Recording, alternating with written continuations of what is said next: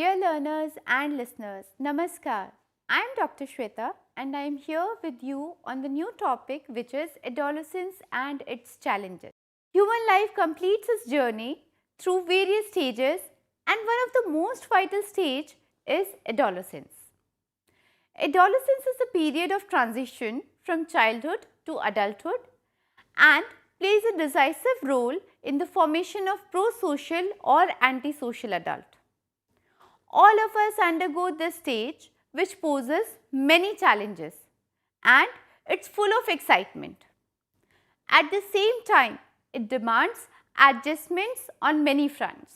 When we come to this world, we are completely dependent upon others and learn gradually to be independent. In India, the adolescents do most of the work themselves, but the final decision regarding various domains of life is taken by their parents. For example, an adolescent wishes to enjoy movies, but parents may force him or her to complete study first. Parents claim that they have more practical knowledge and experience and tend to treat adolescents like children. The introduction makes it clear that we are going to discuss about the adolescent and the various challenges that it brings with it.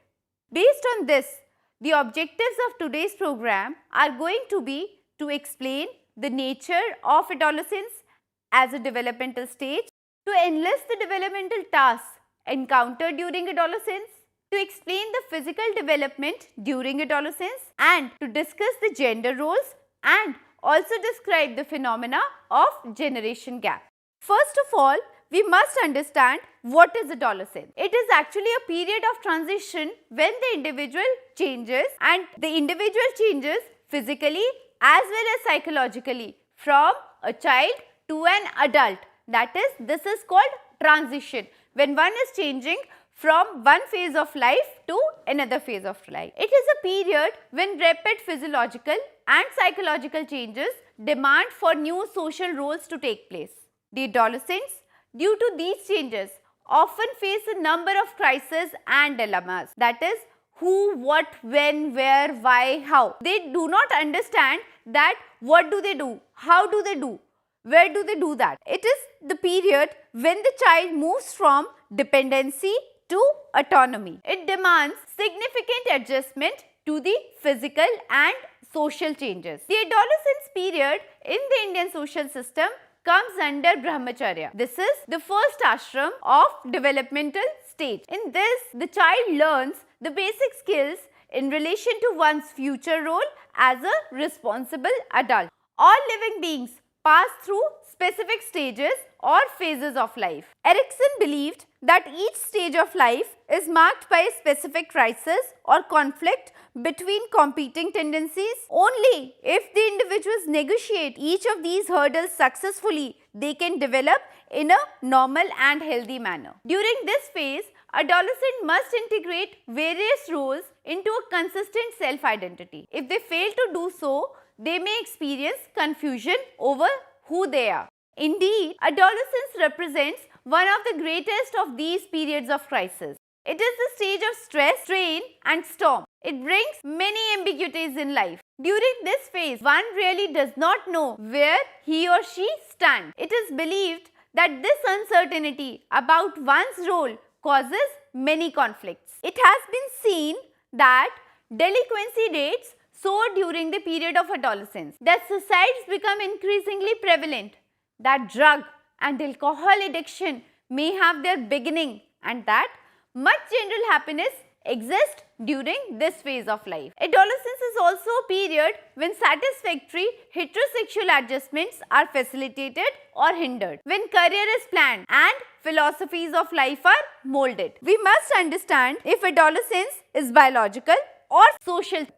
It is actually both. The beginning of adolescence is marked by biological changes in girls as well as in boys. Just before puberty, there occurs what is known as pre-adolescent growth spurt. It takes place in girls mostly during the age of 9 to 12 years and in boys between 11 and 14 years of age. Adolescence for both girls and boys is marked largely by the social changes. Such factors as when an adolescent leaves home, gets a job and can vote determine when his or her transition from childhood to adulthood is accomplished. The length of this period is thus primarily a social phenomena. The problems adolescents face during the long period of growing up have both biological and social roots. Physical changes and deviations can create many problems. Society also creates problems for adolescents. Adolescents in Western societies behave differently than adolescents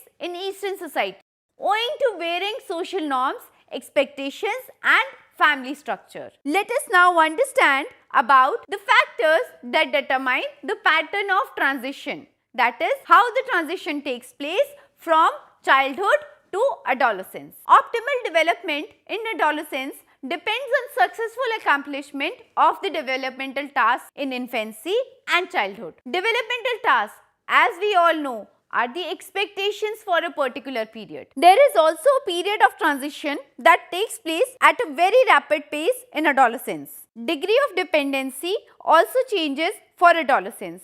That is, how dependent the young adolescent will be is determined mainly by the kind of training he or she received during childhood. Adolescents also faces conflicting demands from others around them, like the parents, teachers, community, etc.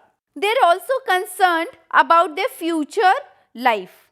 That is, the adolescent goes through a period of wondering how he or she will meet the new problems, the life present. So long as this feeling of insecurity exists, there will be little motivation to make the transition in adulthood. As the barriers to growing up are lowered or removed by parents, teachers and society, the adolescents can move smoothly in the direction of reaching the goal of adulthood and motivation to make the transition. As of now, we have discussed about the factors determining the development in adolescence.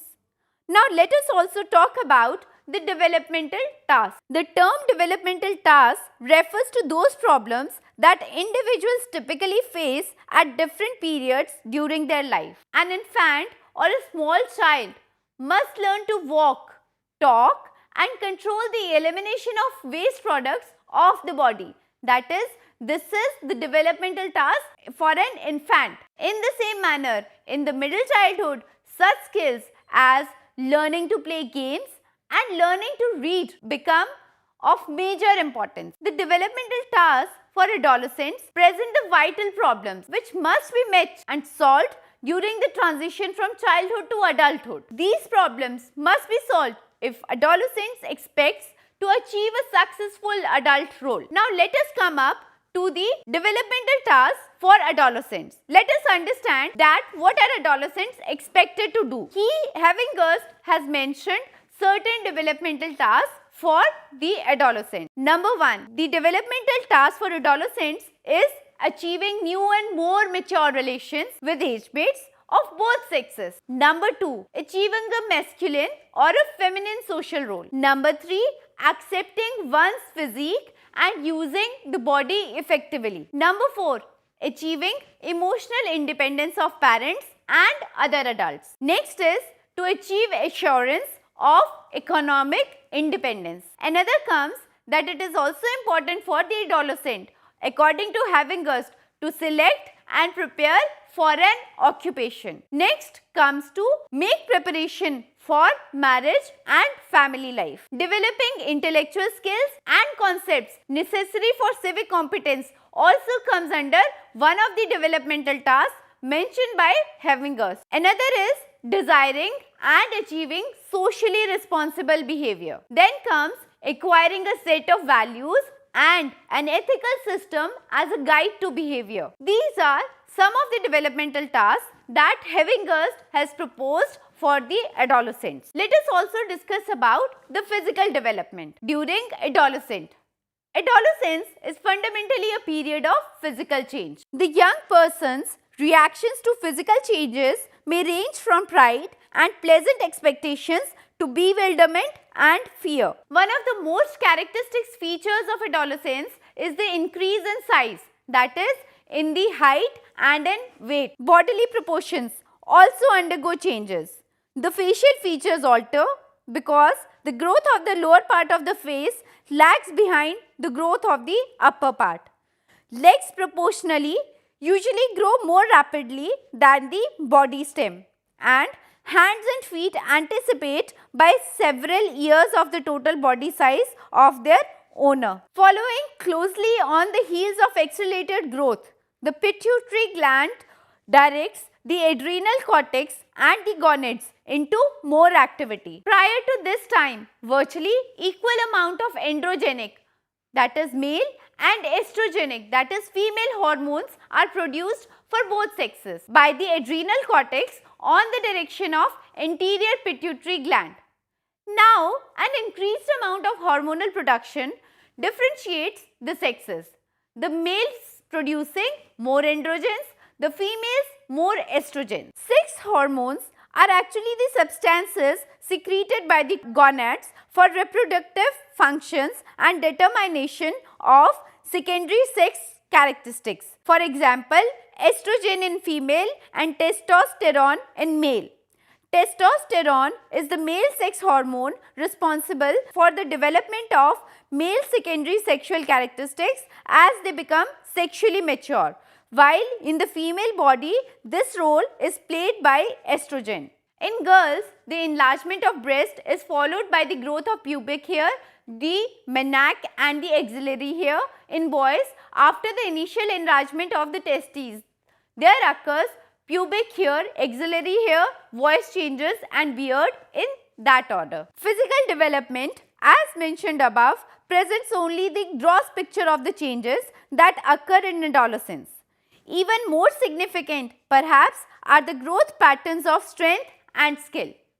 The post-pubescent boy will almost certainly be stronger and will likely to have greater agility, motor coordination and bodily skills. The accelerated production of male hormone brings with it added muscular strength. The nature of the skeletal growth, increased shoulder breadth, bigger chest cavity, and finally the greater lung size, heart size and increased blood pressure are all favorable conditions for greater physical strength. While many of these same changes occur among girls, their physical strength increases at a slower rate and of course never equals that of males. This was all about the physical growth. Let us now also discuss about the gender roles during adolescence. Gender roles. Gender is a much more complex term. We all know that. It relates to a given society's belief about the traits and behaviors which supposedly are the characteristics of males and females. That is, what a male is expected to do and what a female is expected to do comes under the gender roles. Gender roles refer to the expectations concerning the roles males and females should perform and the ways they should behave. Such expectations come into play as soon as a child is born. The beliefs about gender roles continue to influence us and our behavior throughout life. Children's recognition that they belong to one sex or the other is called gender identity. And this gender identity is actually established at a very early age. But by that time also, the boys and girls are uncertain as to whether they will always be a boy or a girl. It is not until they are about 6 or 7 that children acquire gender consistency. That is, the understanding that even if they adopted the clothing, hairstyle and behavior associated with the other sex, they would still retain their current sexual identity. That is, no matter if a girl wears jeans or if a boy wears skirts, this sexual identity is not going to change with regard to the clothing that they are wearing. So dear learners, this was all about today's program. But before I end up, let us summarize that what we have discussed up till now. In today's program, first of all, we discussed that adolescence is the period of transition between childhood to adulthood. Second, optimal development in adolescence depends on successful accomplishment of developmental tasks in infancy and childhood. Adolescence is fundamentally a period of physical and physiological change. Towards the end of childhood, girls at about 10 or 11 and boys at 12 or 13 begin a period of rapid growth in height and weight. We also discussed in the end that gender roles refers to the expectations concerning the roles males and females should adopt and the ways they should behave. This was all about today's program. I hope you have understood the topic well. With this, I end up for today's program. Thank you.